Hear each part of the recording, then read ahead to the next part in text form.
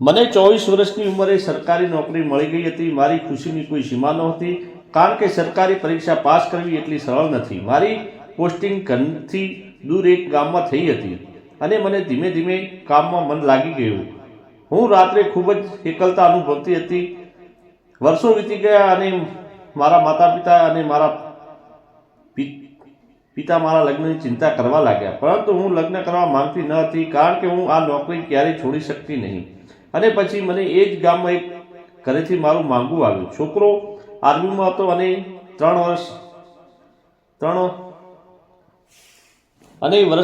મહિના તેના ઘરે રજામાં આવતો અને બાકીનો સમય ફરજ પર રહેતો હતો। મને એ સંબંધ ગમ્યો એટલે મેં પહેલા છોકરા સાથે લગ્ન કરી લીધા, હા પાડી। અને તે સમયે મારી ઉંમર 26 વર્ષની હતી। મારા પતિ સિવાય ઘરમાં મારા સાસુ સસરા અને મારા દિયર રહેતા હતા।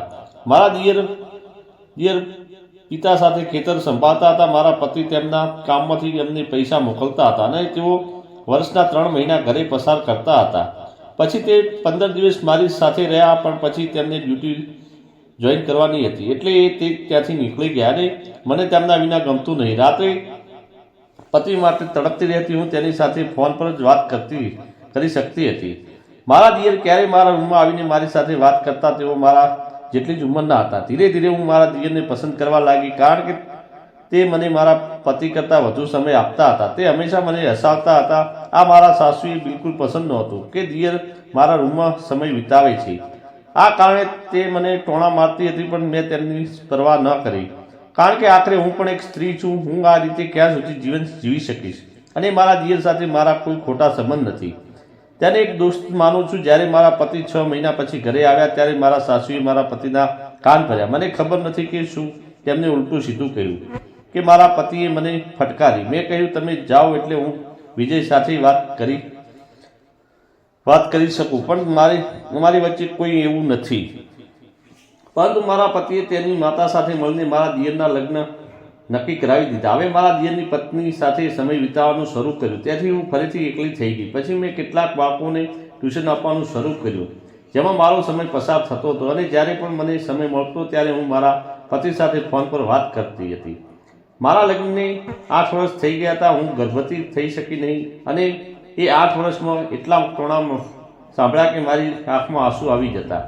મારી દેરાણીને 2 બાળકો હતા અને મારો ખોળો ખાલી હતો। મારી સાસુએ મને કહેવાની એક પણ તક ગુમાવી નહીં, એમ કહીને કે તે એક ભણેલી ગણેલી વહુ છે, તેણે આટલા મોડેથી લગ્ન કર્યા છે અને તેને સંતાન હોવું જરૂરી નથી માન્યું, જેથી તેની પાસે બાળક ન હોય। કામ છોડીને ઘરે બેસી જવું। મારી દેરાણી પણ મારી ખૂબ જ ઈર્ષા કરતી હતી અને એક દિવસ આર્મીના માણસો મારા ઘરે આવ્યા અને મારા પતિની લાશને પોતાની સાથે લઈ આવ્યા હતા। પતિના મૃત્યુના દુઃખમાંથી હું બહાર આવી શકું તે પહેલાં જ મારા સાસરીએ મને ઘરમાંથી કાઢી મૂકી હતી। મારી દેરાણી પહેલેથી જ મારી ઈર્ષા કરતી હતી, કારણ કે હું લગ્ન પહેલાં જ મારી દેરાણીની ખૂબ જ નજીક બની ગઈ હતી। મારી દેરાણીએ સ્પષ્ટ કહ્યું હતું કે આ વિધવા સ્ત્રી ઘરમાં રહે તો હું ઘર છોડીને જતી રહીશ। બાકીનું કામ મારા સાસુએ પૂરું કર્યું। પછી મેં તે ગામમાંથી ટ્રાન્સફર લીધું અને એક નાના શહેરમાં આવી અને 1 વર્ષથી એકલી રહું છું। આ જ કારણે હું જીમમાં જોડાઈ, જેથી કરીને હું વધુ લોકોને ઓળખી શકું।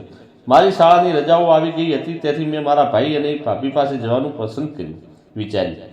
આ દરમિયાન મારા માતા પિતાનું અવસાન થયું હતું, તેથી હવે માત્ર મારો ભાઈ જ બચ્યો હતો, જે મારાથી 4 વર્ષ મોટો હતો। જ્યારે મેં ટ્રેનમાં જવાનું વિચાર્યું, પણ તે ખૂબ જ લાંબી મુસાફરી હતી અને મને ખબર નથી કે હું એકલી કેમ નર્વસ અનુભવી રહી હતી।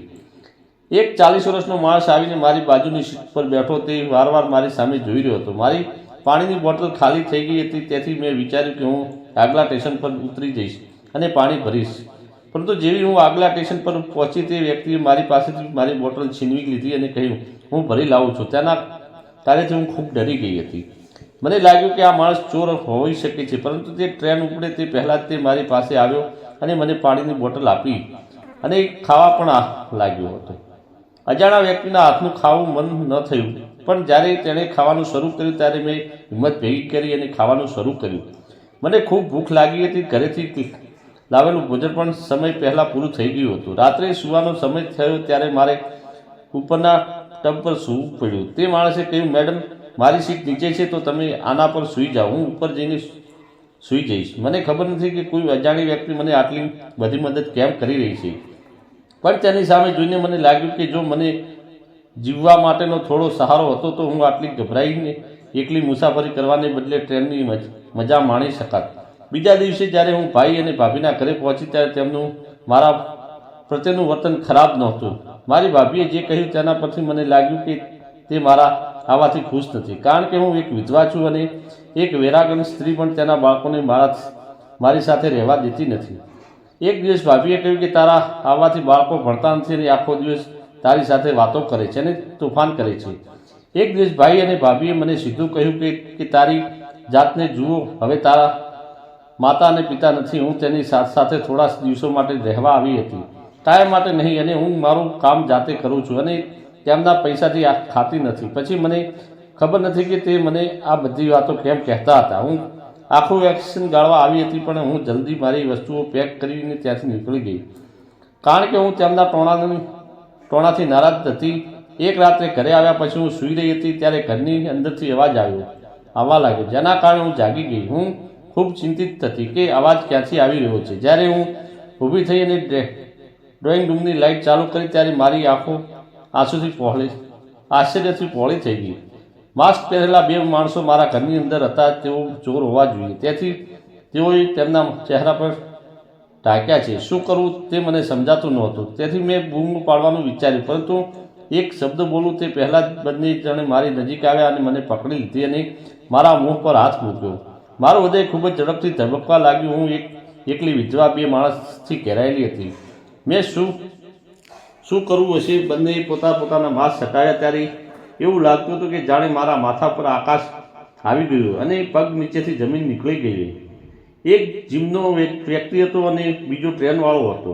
બંને પહેલેથી જ કંઈક પ્લાનિંગ કર્યું હતું હશે. જ્યારે આ લોકોને મારી પાસેથી શું જોઈએ છે? એકલી સ્ત્રી છું અને તે કોઈ પૂછે તે પહેલાં જ તેણે કહ્યું કે અમે તારા પતિના મિત્રો છીએ.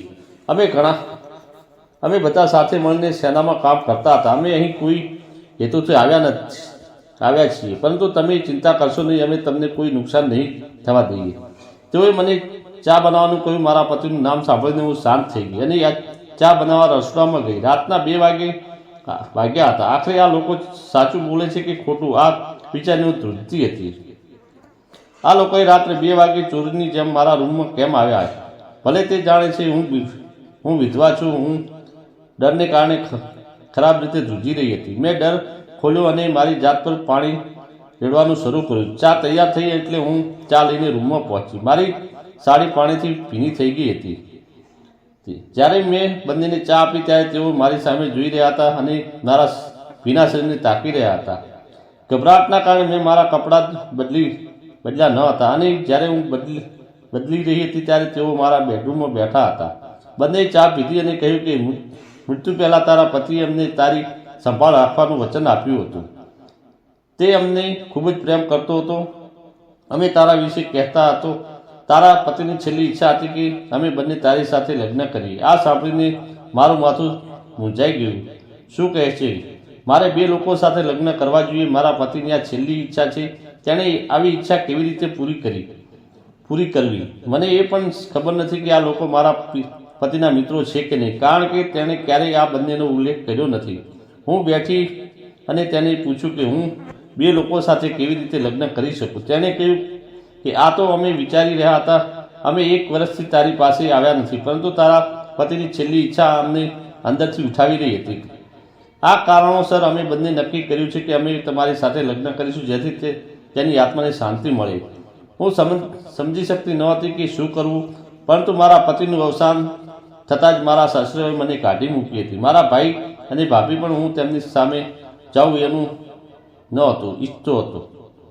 સાવ એકલી પડી ગઈ હતી. ખબર નહીં કેમ કે મને બંને પર વિશ્વાસ કર્યા અને તેમને હા પાડી. પછી તેમણે મને જે કંઈ કર્યું હું એકદમ ગભરાઈ ગઈ અને આખી રાત ચીસો પાડતી રહી. મને ખબર ન પડી. સવારે જ્યારે હું જાગી ત્યારે બંને જતા રહ્યા હતા અને પછી મેં મારી જાતને કોસવાનું શરૂ કર્યું. મને ખાતરી થઈ ગઈ કે આ લોકો નકલી છે અને માત્ર તકનો લાભ લેવા આવ્યા હતા. પછી મારી નજર ઘરના ખુલ્લા કબાટ પર પડી. તેમને જોતાં જ હું ખૂબ ગભરાઈ ગઈ અને અલમારી પાસે જઈને જોયું તો તેનું લોકર ખુલ્લું હતું અને તેની અંદર પડેલા મારા તમામ સોનાના દાગીના ગાયબ હતા, જે મારા પતિએ 8 વર્ષ પહેલાં બનાવીને મને આપ્યા હતા.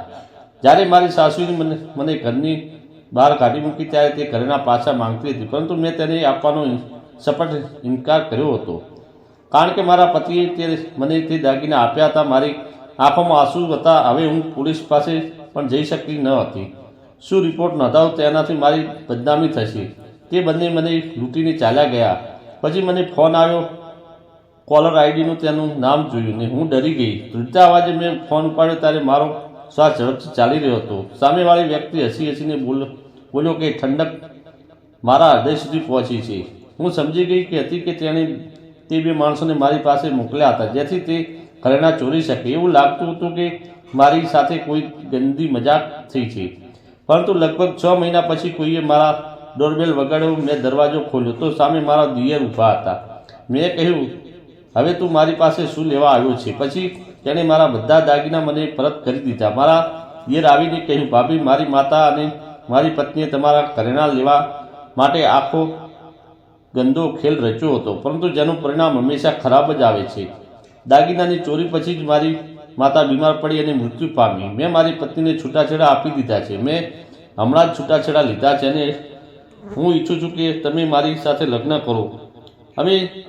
મને તું બહુ ગમતી હતી, પણ તું મારા ભાઈની પત્ની હતી, એટલે મેં તને ક્યારેય કશું કહ્યું નથી અને ક્યારેય ઘરની મર્યાદા ઓળંગી નથી. પણ હવે જ્યારે તમે પણ એકલા છો અને હું પણ એકલો છું, હવે આપણે લગ્ન કરીએ, એક નવી દુનિયા બનાવીએ. મેં મારા દેહની સંપત્તિ આપી અને તેની સાથે લગ્ન કર્યા, કારણ કે એક જ છે જેને મને છેતરી નથી, અને મેં મારી આખી જિંદગી તેની સાથે પ્રેમમાં વિતાવવા લાગી. ધન્યવાદ મિત્રો.